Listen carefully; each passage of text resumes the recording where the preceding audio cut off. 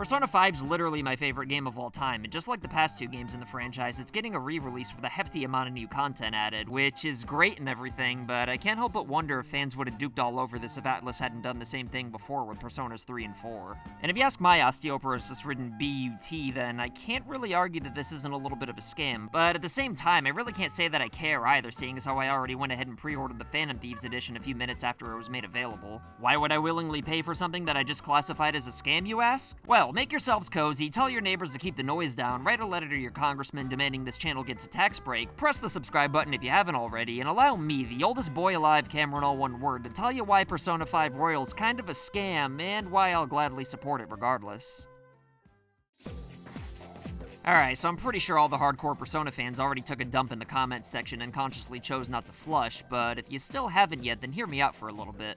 I'm well aware how awesome it was when Personas 3 and 4 were re-released with extra content as Persona 3 FES and Persona 4 Golden, but the PlayStation 2 wasn't exactly capable of DLC or anything like that back in the day. Games have been re-released with upgrades before, but the fact that Atlus was doing it to this extent was actually pretty cool, even in 2012. And it was even cooler for P3P and Persona 4 Golden specifically, since handheld games used to be $20 cheaper.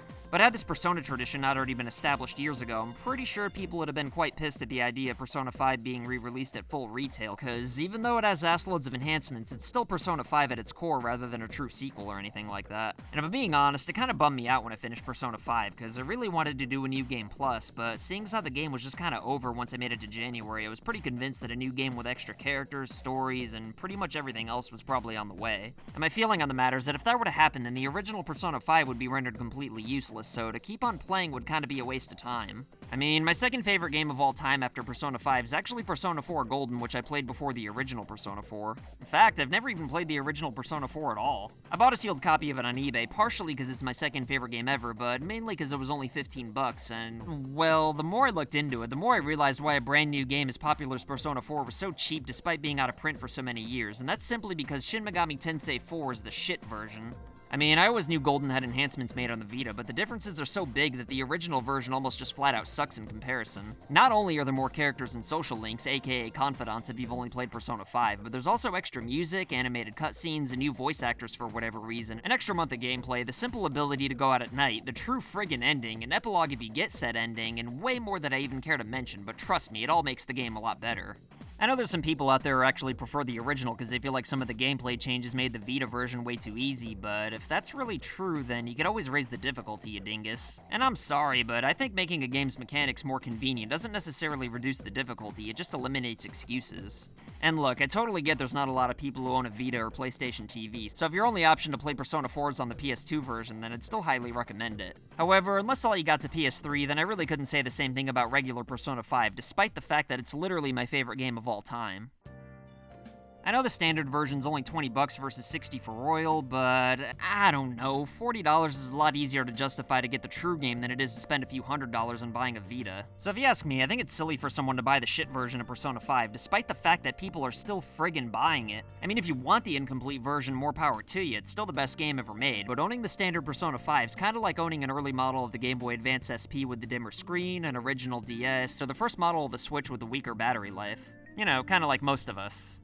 All these things are still cool, sure, but you're definitely gonna get made fun of if that jerk-ass Ronnie Hines sees you with any of it. To be fair, though, I technically haven't played Persona 5 Royal yet, though, so for all I know, it's actually worse. But if it's anything like Persona 3 and 4's enhanced versions, which by all accounts it seems to be, then I think I know the deal here. As far as Royal being a scam goes, though, you might think it's weird for me to praise all the work Atlus put into the other Persona upgrades as being so much better than the originals. But my whole point is that if there was so much that could be done to improve Persona 5, then why was it released as early as it was? I know games get DLC all the time, and you know what? Good for them, they earned it. But Persona 5 the Royal's a little too beefy to just be a DLC update, seeing as how it's an entirely separate release, but it isn't quite beefy enough to be a sequel either. It's almost kinda like a remake even, and again, it's being sold at full retail price. I'm sure it's still worth buying even if you already played the original, but I'm just saying it's kinda weird that Atlus put the original out in the first place, knowing damn well they were gonna render it useless in a couple years. It's not like they knowingly released an incomplete game or anything like that, but I mean, they kinda technically did. Just like how Sega, who happens to own Atlus by the way, released Sonic Mania as a digital-only game, knowing damn well people would buy it again later on when they made a physical for it.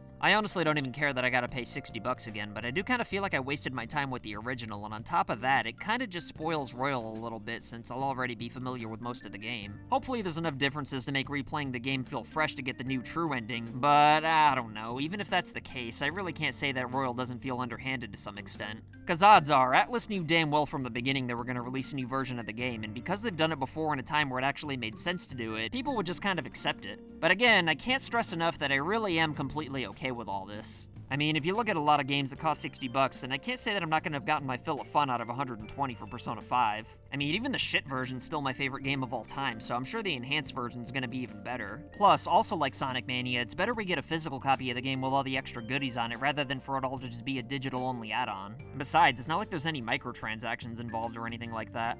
I mean, it would have been nice if there was an option for people who already bought the game to just buy all the extra content as DLC, but even so, if you played the original and refused to buy Royal, then it's not like you didn't get your money's worth or anything like that, and it's not like Atlus is making you buy the dang game either. Persona 5 The Royal is just a product Atlus is offering, and if anybody buys the game, then they really don't have any right to complain, so given the fact that I bought the deluxe version, don't mistake this video for a complaint or anything like that. If anything, I'm actually defending Atlus, but this video is really just my way of looking Atlus in the eye and saying, oh, I know what you did.